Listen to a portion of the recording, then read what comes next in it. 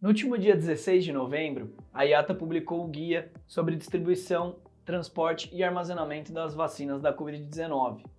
Eu resolvi fazer um resumo bem rápido para vocês, para a gente discutir o que foi tratado nesse guia, junto com outras referências bibliográficas que eu trago aqui na descrição do vídeo, para a gente discutir melhor esse assunto. Se você se interessa por esse tema, é importante para você, não esquece de se inscrever no canal, deixar seu like e compartilhar esse conteúdo nas suas redes. Vamos dar seguimento? É isso então, e roda a vinheta.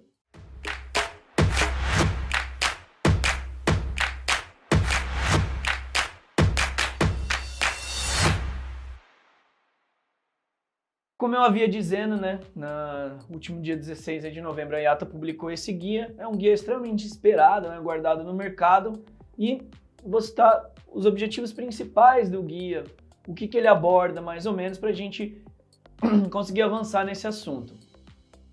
Então ele traz um objetivo principal, trazer as experiências de 8 entidades que trazem de maneira técnica os desafios da pandemia, da Covid aí, ao longo do ano, trazer então de forma técnica o que eles fizeram, o que essas entidades fizeram para conseguir lidar com a pandemia e trazer isso no formato do guia.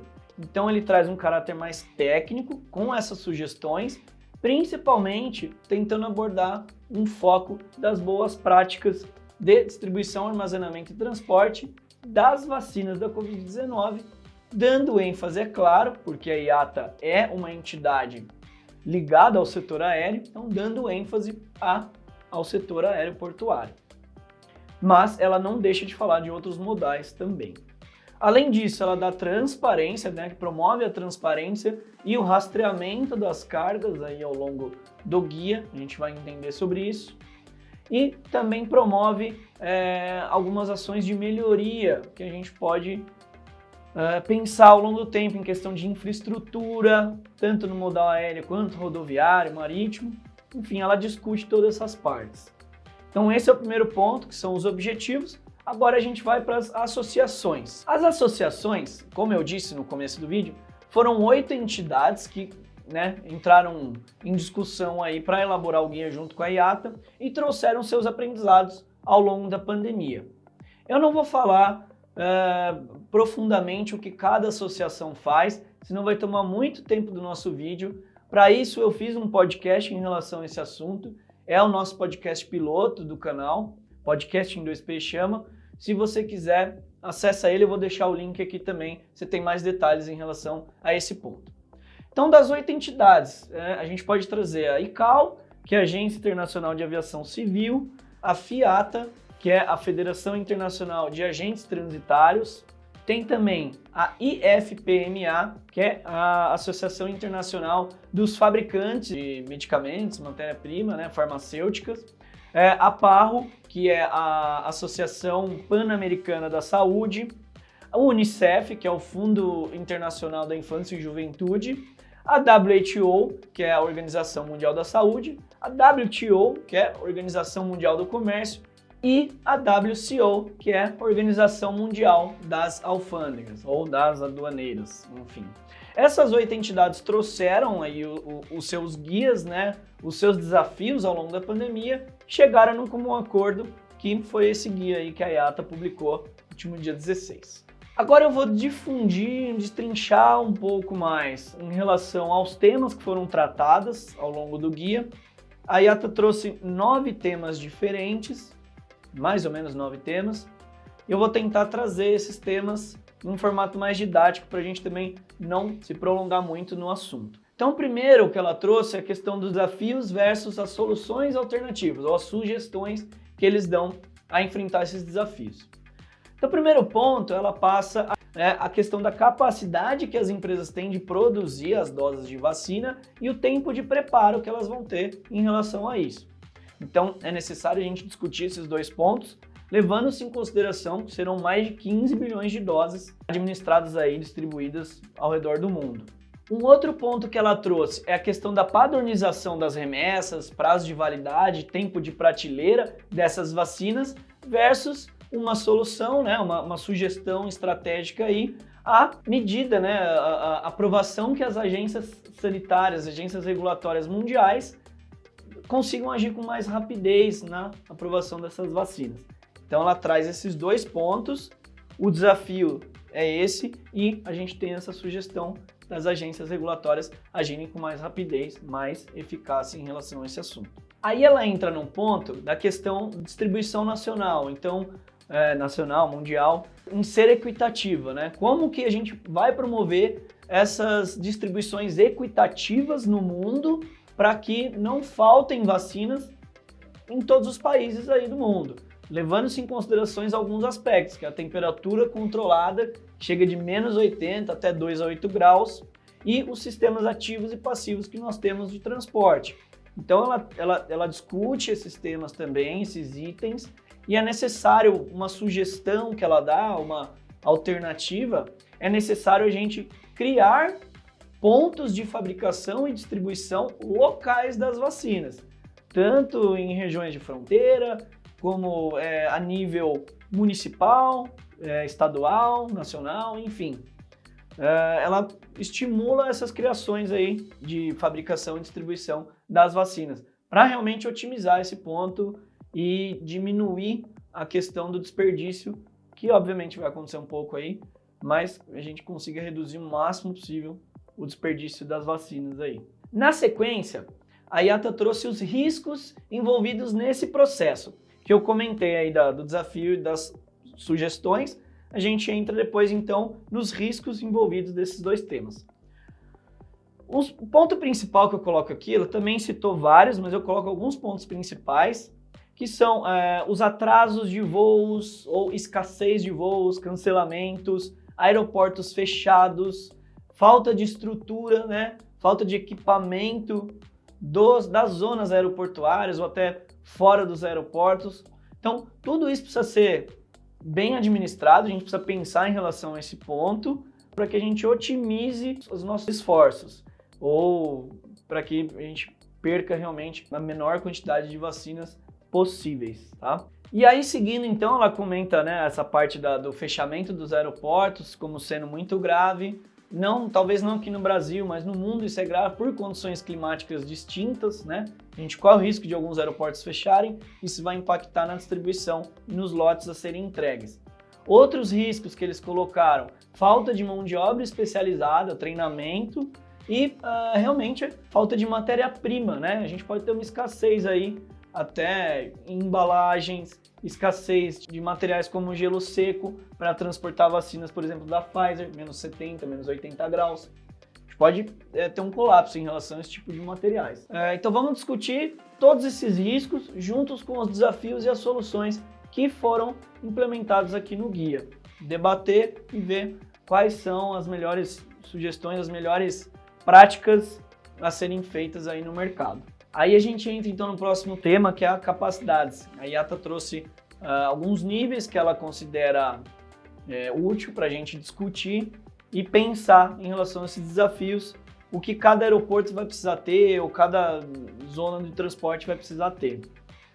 Para começar, ela fala sobre a malha aérea, a gente precisa aumentar essa malha aérea, então a gente precisa intensificar a triagem com teste rápido, enfim, com todos esses tipos de certificações, né, implementações para otimizar a quantidade de pessoas trabalhando no setor aeroportuário.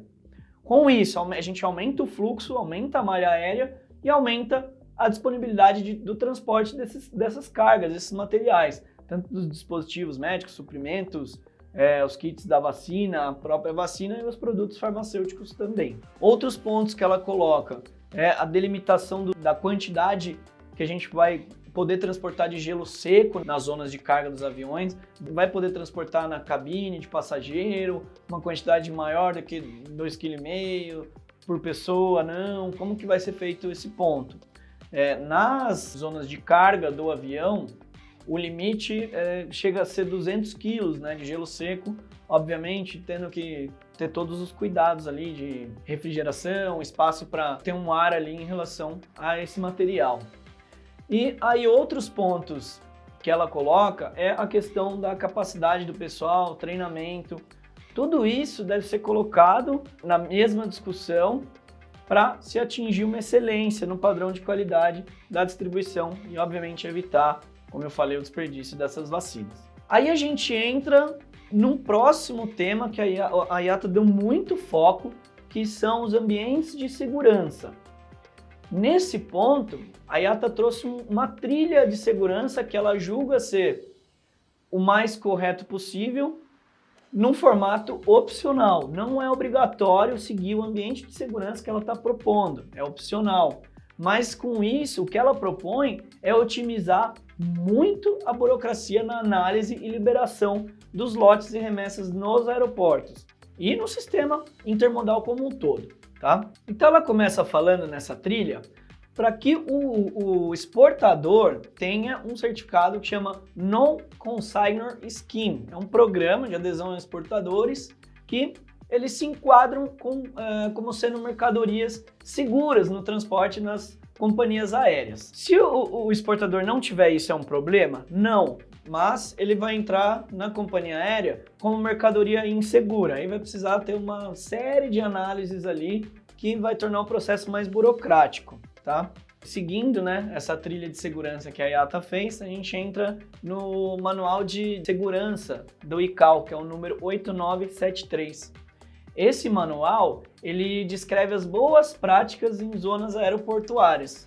Então, seria o equivalente ao que, assim, uma companhia aérea deva seguir o manual. E aí é interessante que o exportador veja se essa companhia aérea segue esse manual ou não, ou até o aeroporto como um todo tem esse manual aí como uma premissa ou não. Em cima desse manual, a gente tem a classificação de substâncias, tanto substâncias infecciosas como perigosas, e eu vou falar infecciosas no sentido da vacina, e perigosas eu vou trazer 3 itens depois, que é o gelo seco, vai entrar como uma substância perigosa nesse manual de documento, as baterias de lítio, tanto de íon quanto de metal, e as baterias secas, aí que vão ser substâncias aí como níquel, hidreto, né, esse tipo de metais aí.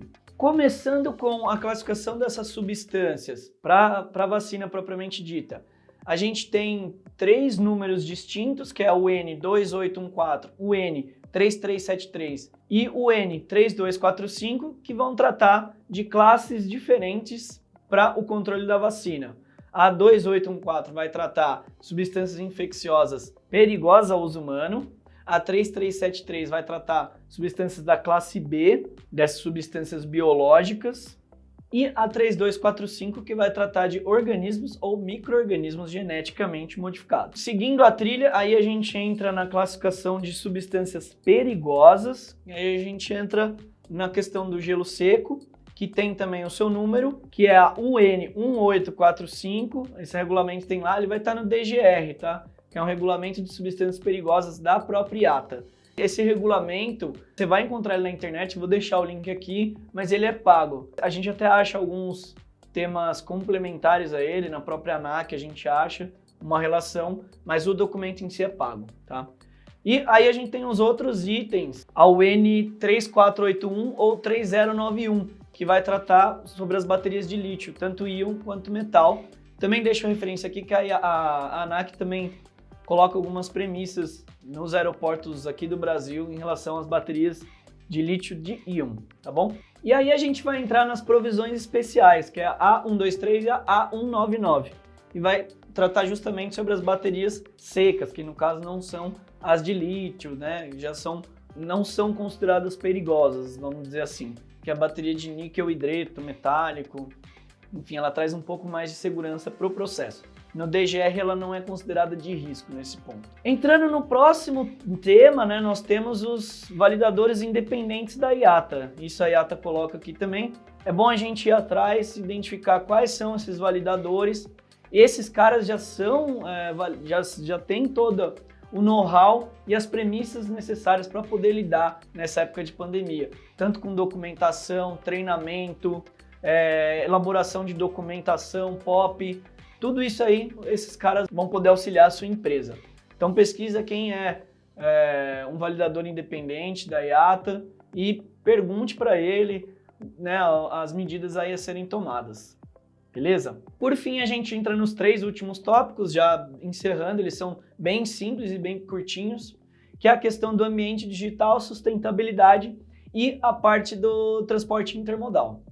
O ambiente digital nada mais é, a IATA pede com que o sistema seja transparente e que converse entre si de maneira multilateral. Ela insiste, bate nessa tecla. Os formatos não são mais bilaterais e sim multilaterais. Então, rastreamento de ponta a ponta dessas remessas, desse sistema e sempre em tempo real, tá bom? Aí ela entra na questão da sustentabilidade e a sustentabilidade, o ponto mais crítico ela coloca como sendo os países de baixa renda que não têm uma estrutura elétrica bem adequada, então principalmente os países da África, os países sul-americanos, que têm um déficit muito grande na capacidade de manter a energia estável, né? Energia elétrica estável, que isso obviamente vai comprometer os nossos equipamentos e as nossas remessas. Então preciso fomentar isso, subsidiar esses sistemas, tanto o governo quanto a iniciativa privada, com esses países, para que a gente otimize a distribuição dessas vacinas nesses locais. E o último, então, a questão do transporte intermodal. Ela incentiva essa questão de fomentar zonas intermodais próximas às zonas aeroportuárias, próximas a regiões precárias de transporte, para realmente otimizar o processo de distribuição dessas vacinas, diminuindo assim o risco envolvido em toda essa cadeia logística que vai ser muito extensa e muito complicada. É muita informação, muito documento, eu tentei passar da maneira mais sucinta possível. Mais detalhes você vai ter no podcast, no artigo que eu vou soltar, com as referências bibliográficas, tudo que eu pesquisei. E se ficou algum erro, vem aqui, fala comigo, me corrige. Não sou dono da razão e a gente pode discutir melhor esse assunto. Combinado, pessoal? Espero que tenham gostado, espero ter ajudado muito vocês em relação a esse guia. Mais informações sempre que tiver eu vou trazer aqui para vocês, nem que seja rápido ou não, mas a ideia é realmente ajudar todo mundo. Bora que tem muito desafio pela frente em 2021. É isso, não esquece, curte o vídeo, se inscreve no canal e compartilha esse conteúdo nas suas redes. É isso, valeu e tchau!